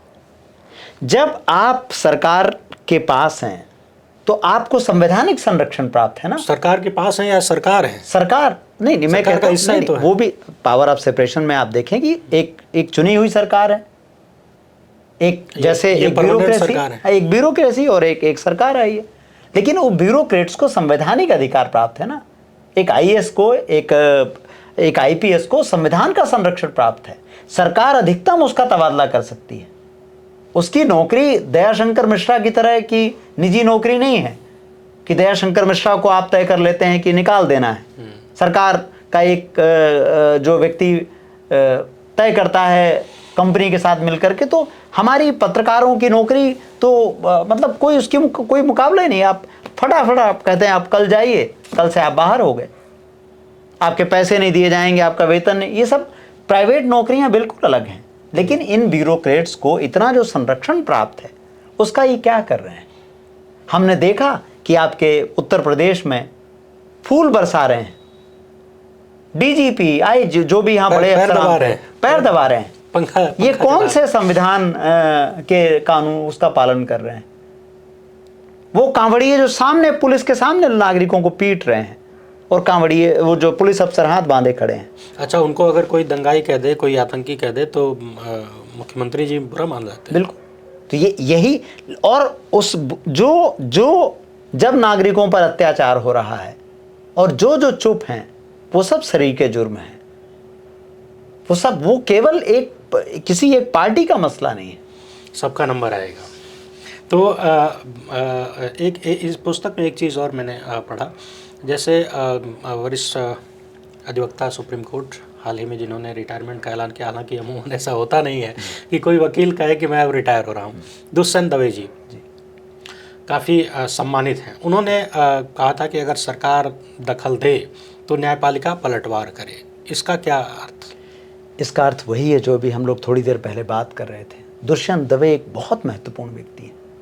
ये जो उन्होंने बात कही कि न्यायपालिका पलटवार करे, तो ये एक बहुत ज़रूरी बात थी कि जब वो कह रहे हैं कि न्यायपालिका पलटवार करे तो वही बात है जो मैं अभी आपसे कह रहा था कि उसको संवैधानिक संरक्षण प्राप्त। न्यायपालिका कैसे देखती रही कि महाराष्ट्र में चुनी हुई सरकार गिरा दी गई? याद कीजिए जी। अब भारत में तो शॉर्ट टर्म मेमोरी लॉ से लोगों को सब भूल जाता है। चंद्रचूड़ साहब थे। तो अब आप देखें सुनवाई चल रही वहां सरकार के लोग। मध्य प्रदेश में क्या हुआ? अच्छा, बातें इतनी बड़ी बड़ी इन्होंने की सुनवाई के दौरान, इतनी बड़ी बड़ी बातें, मतलब ऐसा लगता था कि अपना तब पूरा माहौल बदल जाएगा। और जब ये आप देखें कि जब दुष्यंत दवे बात कर रहे हैं उस समय की, वो वही समय है जब आप देखें कि शाहरुख खान की एक छवि थी कि वो सरकार के विरोध करते हुए नजर आते हैं या उन्होंने कभी विरोध किया था।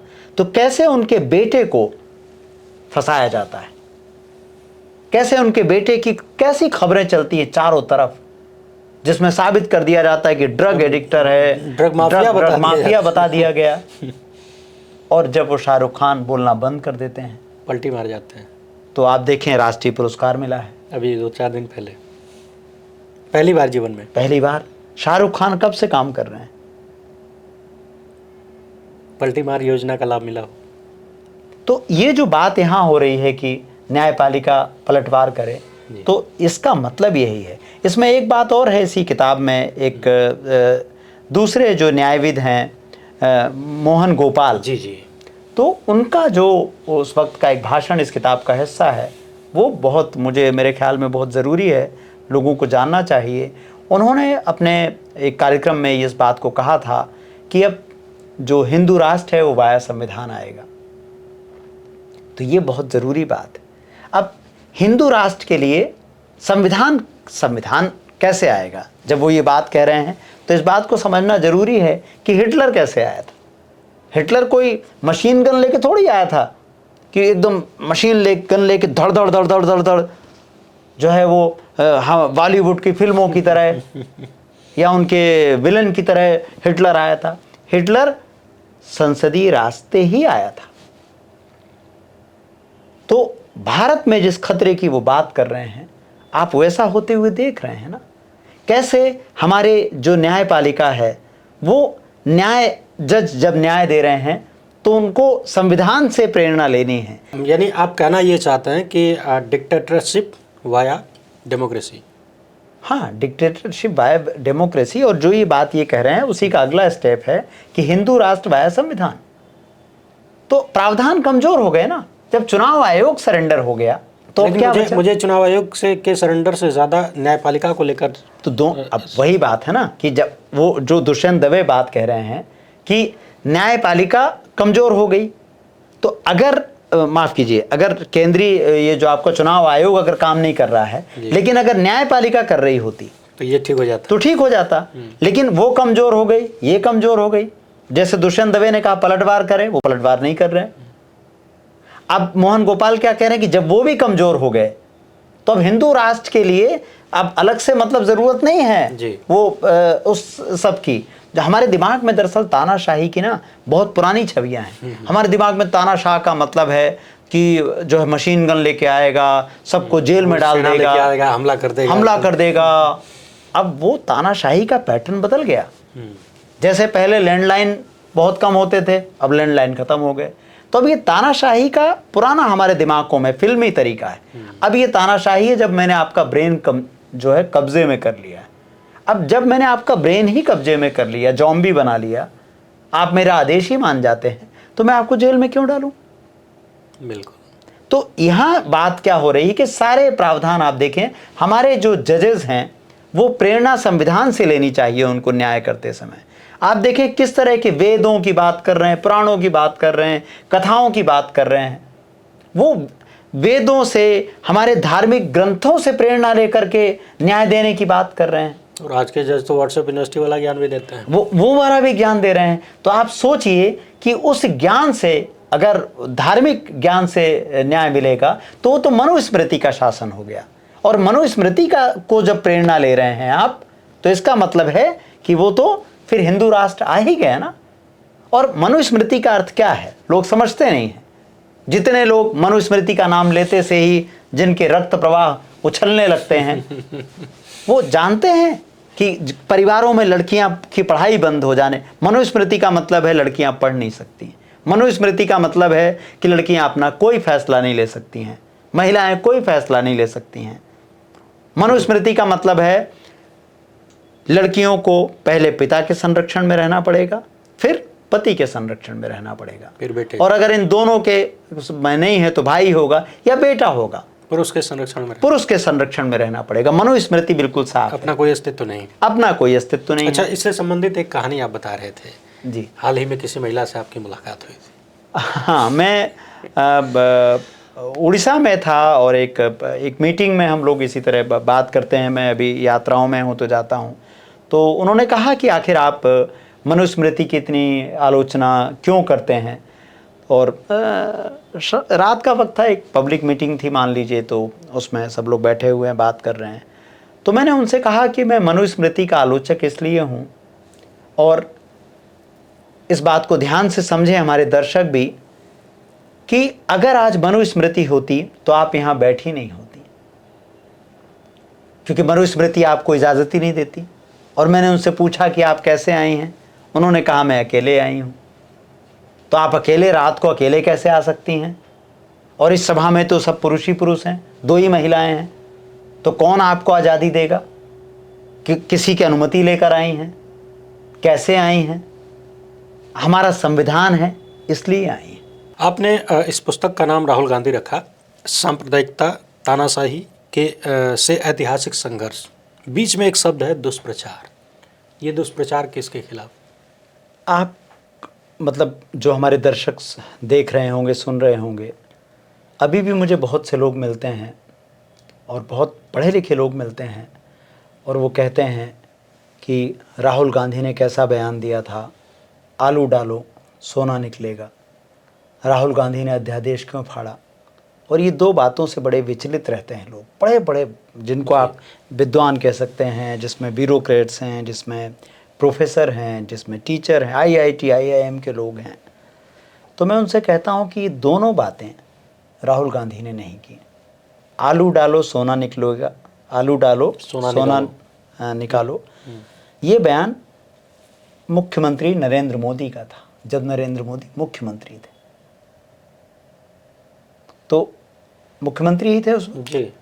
तो आप समझ सकते हैं कि कैसे नरेंद्र मोदी का बयान राहुल गांधी के नाम पर चला दिया गया, क्योंकि राहुल गांधी का ये बयान था, राहुल गांधी उसको राहुल गांधी उसकी आलोचना कर रहे थे कोर्ट की कि उन्होंने ऐसा कहा। लेकिन मीडिया इसको इतना चलाता है, तो वो कौन लोग थे? और जब मैं कहता हूं कि भारतीय मीडिया IT सेल का एक्सटेंशन है, तो बहुत सारे लोग नाराज हो जाते हैं। IT सेल बीजेपी का, IT सेल बीजेपी का। तो मैं ये बहुत दोहराता हूँ इस बात को कि भारतीय मीडिया IT सेल का एक्सटेंशन है। तो हमारे बहुत से पत्रकार मित्र मेरे आलोचक बन जाते हैं, पहले से ही हैं, लेकिन आलोचना करने लगते हैं कि नहीं हम तो नहीं हैं। अच्छा, यहाँ से एक गूढ़ बात ये भी निकलती है कि इन लोगों को मालूम है कि देश की जनता के पास इतनी बुद्धि तो है कि सच जान के वो हमारे पक्ष में नहीं आएगी, तभी तो झूठ फैलाते हैं। मतलब इन्हें मालूम है कि जनता को झूठ बोल के ही टोपी पहनाई जा सकती है। देखिए, झूठ और सच में एक बहुत सामान्य बात है, ये बिल्कुल नीति का मामला है। जिसको सच बोलना है वो सच बोलेगा। राहुल गांधी की राजनीति की सबसे बड़ी अगर आप कोई खूबी है तो वो ये है कि राहुल गांधी झूठ नहीं बोलते। आप उनका एक बयान निकाल करके लाइए जिसमें वह किसी व्यक्ति पर व्यक्तिगत टिप्पणी कर रहे हो, जहां कहीं उन्होंने बयान दिया हो वो दावे गलत हो, किसी व्यक्ति की मानहानि कर रहे हो, किसी व्यक्ति का मजाक उड़ा रहे हो, ये सारे काम, असंसदीय सारे काम इस देश में क्रमशः करने का काम एक आदमी ने शुरू किया और वो नरेंद्र मोदी है, महामानव।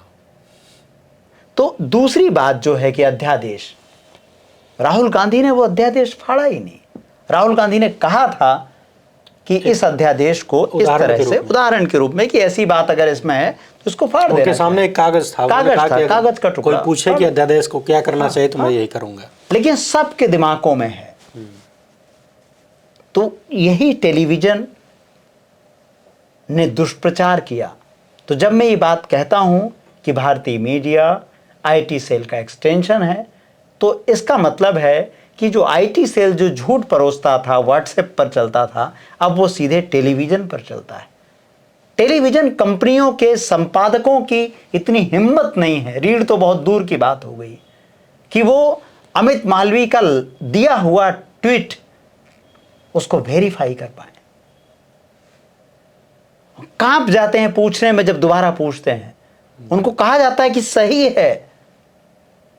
इसलिए भी मैंने कहा कि ये किताब न्यूज रूम का प्रायश्चित है। न्यूज रूम मतलब किसी एक न्यूज रूम नहीं, ये सारे जितने दुष्प्रचार हैं राहुल गांधी के, वो सारे चैनल उसके जिम्मेदार थे। अच्छा, आपने अमित मालवीय का नाम लिया तो मुझे एक हालिया घटना याद आ गई। अभी SIR का मामला चल रहा था सुप्रीम कोर्ट में।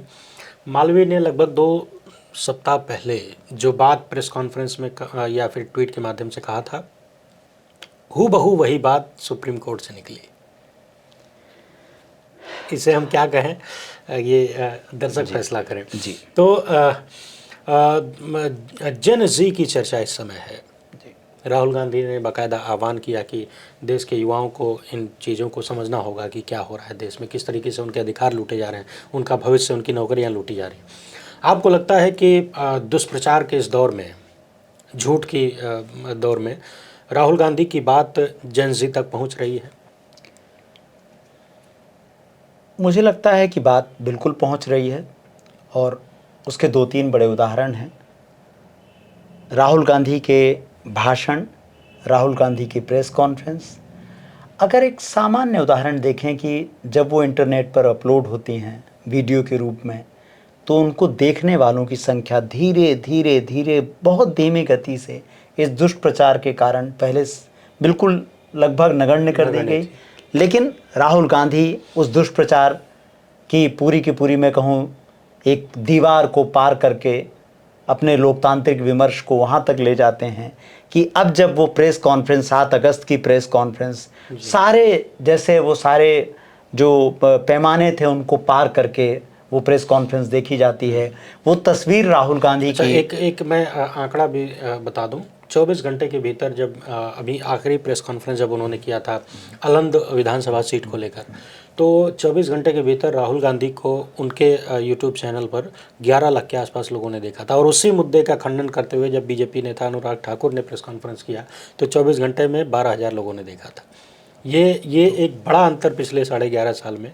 और केवल ये नहीं, जो 7 अगस्त की जो प्रेस कॉन्फ्रेंस थी उसके आंकड़े इस वक्त मैं पूरे तरीके से नहीं रिकॉल कर पा रहा हूँ, लेकिन अगर आप उसको देखेंगे दर्शकों को हम बता पाएंगे बाद में कि मतलब इतने लोगों तक इतनी जल्दी वो सूचना पहुंची, क्योंकि लोग उस पर वो देख रहे हैं कि राहुल गांधी की जो तस्वीर है प्रेस कॉन्फ्रेंस की, मुझे लगता है विपक्ष की बहुत पावरफुल तस्वीर है और उसको ध्यान से देखना चाहिए कि एक आदमी अकेला है, उसके साथ कोई मददगार नहीं है। आप देखें ना प्रेस कॉन्फ्रेंस जब आमतौर पर इस मामले में जब उन्होंने पहली प्रेस कॉन्फ्रेंस की थी तो मैंने इस बात को कोट किया था कि ये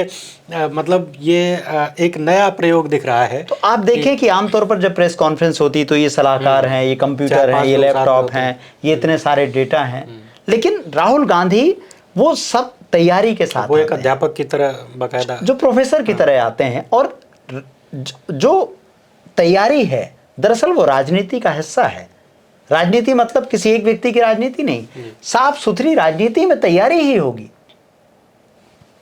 झूठ केवल बिना किसी उसके बोला जा सकता है। अच्छा, अगर मैं आपसे कहूँ कि तो मैं 1 मिनट इस बात को पूरा करना चाहता हूँ कि राहुल गांधी की जो प्रेस कॉन्फ्रेंस है, वो तस्वीर जो दर्शकों ने देखी होगी कि राहुल गांधी सब कुछ समझा रहे हैं। आप देखें कि सामने गोदी पत्रकार या तमाम स्वतंत्र पत्रकार भी, ज़्यादातर गोदी चैनलों के पत्रकार भी हैं, सब बैठे हैं, किसी को रोका तो नहीं गया कि आप फलाने नहीं आएंगे ठिकाने, सब बैठे हुए हैं और वो सब एक एक करके सवाल कर रहे हैं। राहुल गांधी सारे सवाल ले रहे हैं, पहले अंग्रेजी में बात हो रही है, फिर हिंदी में बात हो रही है, सारी चीज़ों के सब सवाल जवाब जा रहे हैं। क्या कभी भारत के प्रधानमंत्री नरेंद्र मोदी इस तरह मन में सोच सकते हैं? मतलब मुझे लगता है कि अगर वो एक बार उनके मन में ख्याल भी आएगा तो वो कांप जाते होंगे, क्योंकि हमने देखा ही नहीं कि वो सवालों का सामना कर पाए। ये जो डिज़ाइनर इंटरव्यू हैं, केवल उसी में बात बन सकती है। थकते क्यों नहीं है, थकते क्यों नहीं है, आम क्यों नहीं, आम क्यों खाते हैं, ये क्यों नहीं खाते कि चूस के, बस जेब में बटुआ रखते हैं कि नहीं। तो अब इसको थोड़ा सा तो इस किताब का एक अगला जो खंड है उसमें आप देखें कि राहुल गांधी के चुने हुए भाषण हैं और वो मुझे लगता है हमारे देश के नागरिकों को और पाठकों को ख़ास तौर पर इसलिए देखने चाहिए कि वो राहुल गांधी की राजनीति को समझें। मैं अक्सर ये कहता हूँ कि नेताओं के भाषण बहुत ध्यान से सुनने चाहिए, क्योंकि वही तरीका है आप उनको समझ पाएँ। अच्छा, अगर मैं आपसे कहूँ कि राहुल गांधी के भीतर क्या फ़िलहाल कमियां या बुराइयां आप ढूंढ सकते हैं, 2-4?